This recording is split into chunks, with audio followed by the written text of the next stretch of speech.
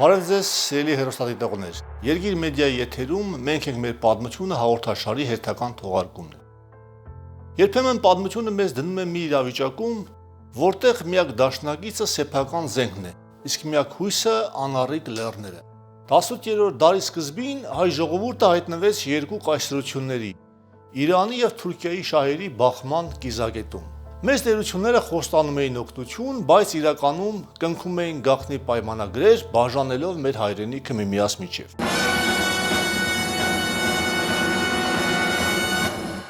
Այսօր մենք խոսենք Արցախի եւ Սյունիքի այն փառահեղ տարիների մասին, երբ Դավիթ բեկի, Մխիթար Սպարապետի, Եսայի Հասան Ջալալյանի գլխավորությամբ հայը կրկին զգաց ազատության համը եւ սեփական իշխանությունը կերտեց անհնարինի սահմանին։ 1722 թվական Իրանը կազմալուծվում էր աֆղանների հարվածների տակ եւ օգտվելով առիթից Ռուսաստանի կայսր Պետրոս I-ը սկսեց Կասպիական արշավանք։ Հայերն ու վրացիները մեծ հույսով միավորվեցին իրենց ուժերը Չոլակ կոչվող վայրում, սպասելով ռուսական զորքին։ Սակայն աշխարհաքաղաքական շահերը փոխվեցին։ Պետրոսը կանգ առավ խուսափելով Թուրքիայի հետ բախումից։ Հայկական զորքերը մնացին միայնակ թշնամու օվկիանոսի մեջ, բայց սա ոչ թե վախի, այլ վճռականության սկիզբն էր։ Արցախում ձևավորվեցին սեղնախները, իսկ Սյունիքը կանչեց իր հերոսին՝ Դավիթ բեկին։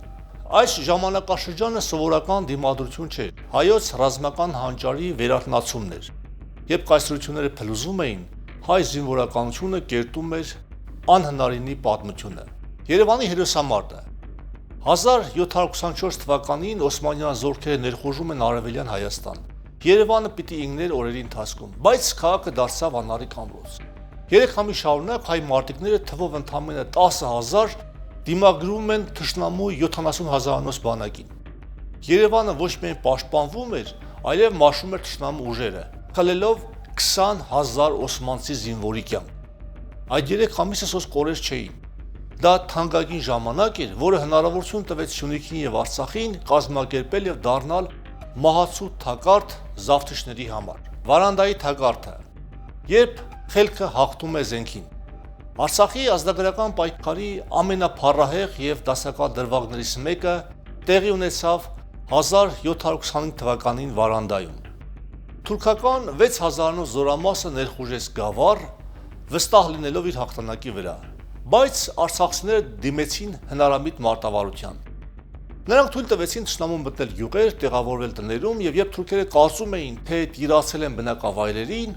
հայկական ուժերը գիշերային հանգարցակի գրոհով բառացիորեն ոչնչացրին թշնամու ամբողջ զորքը։ Սա սոսկ մարդ չէր, սա հոգեբանական ջախջախում էր։ Թշնամին հասկացավ, որ Արցախի յուրաքանչյուր տուն իր համար կարող է դառնալ գերեզման։ Հալիձորի փառքը, Դավիթ բեկի եւ Մխիթարի սխրանքը 1727 թվականի մարտ ամսին Սյունիքի սրտում Հալիձորում տեղի ունեցավ մեկ այլ հրաշք։ Բերդը շրջապատված էր 70,000-անոց թշնամու կողմից։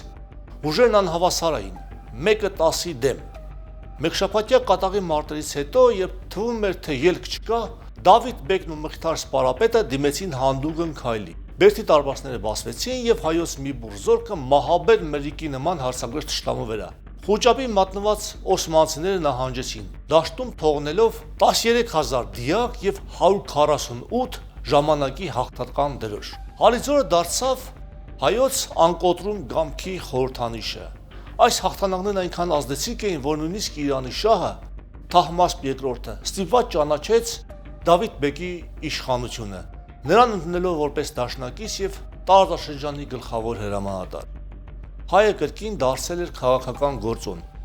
որի հետ հաշվի էին նստում հզորները։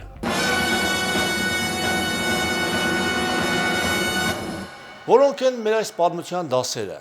1722-1730 թվականների ազգագրական պայքարը պարզապես պատմություն չէ, այն հայկական ռազմական մտքի եւ դիվանագիտության բյուրեղացումն է։ Այսօր նայելով Վարանդայի թակարդին եւ Հալիձորի պատերին, մենք խաղում ենք հետեւյալ դասերը։ Դաս առաջին.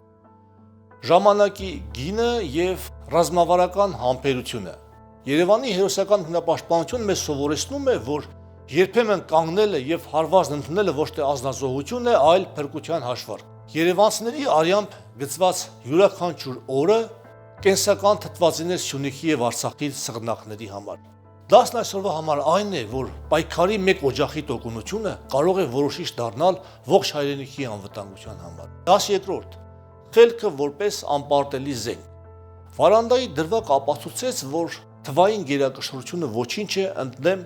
տեղանքին տիրապետող եւ հնարաբիտ մտքի։ Հայը հաղթեց այնտեղ, որտեղ թվում էր, թե պարտված է, որովհետեւ գիտեր, ինչպես թշնամու հզորություն դարձնել նրա թուլությունը։ Դասն այսօրվա համար այն է, որ մեր ուժը ոչ քանակի, այլ որակի, ճկունության եւ անկանխատեսելիության մեջ է։ Դաս երրորդ. ինքնիշխանությունը դաշնակիցները վաստակելու նախապայման է։ Դավիթ Բեկի ֆենոմենը ցույց տվեց, որ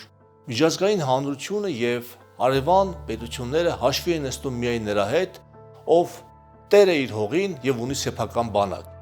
Իրանի շահը ճանաչեց Սյունիքի իշխանությունը ոչ թե բարի կամքով, այլ որովհետեւ հայկական զենքը հալիզորում դարձել էր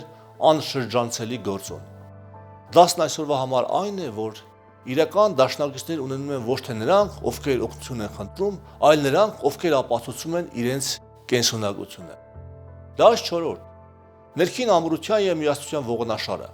Այս փառահեղ էջի ողբերգական ավարտն էլ կա։ Մկրտար սպարապետի դավադիր սպանությունը։ Այն մեզ թողել է ամենադառը դասը։ Բերդերը ներսից են քանդվում, երբ ներքին երկպարակությունը գերազանցում է արտաքին վտանգին, պարտությունն անխուսափելի է դառնում։ Դասն այսօրվա համար այն է, որ միասնականությունը լոկ բառ չէ, այն ազգային անվտանգության թիվ 1 բաղադրիչն է։ 1720-ականների ազգագրական պայքարը մեր պատմության այն փարոսն է, որ լուսավորում է մեր ճանապարհը մտության մեջ։ Այն մեզ սովորեցնում է երբեք չհազնվել։ Նույնիսկ երբ դաշնակիցները լքում են, իսկ թշնամին հարյուրապատիկ հզոր է։ Դավիթ Բեկի եւ Մխիթար սպարապետի ոգին այսօր էլ ապրում է մեր լեռներում։ Մենք պարտավոր ենք հիշել նրանց հաղթանակները եւ չկրկնել ժամանակի սխալները։ Միասնականությունը մեր միակ զրահն է, իսկ հայրենի հողը մեր միակ սրբությունը։ Շնորհակալություն ուշադրության համար։ Հիշենք մեր պատմությունը, որպեսզի կերտենք մեր ապագան։ Մնացեք խաղաղությամբ եւ հզորությամբ։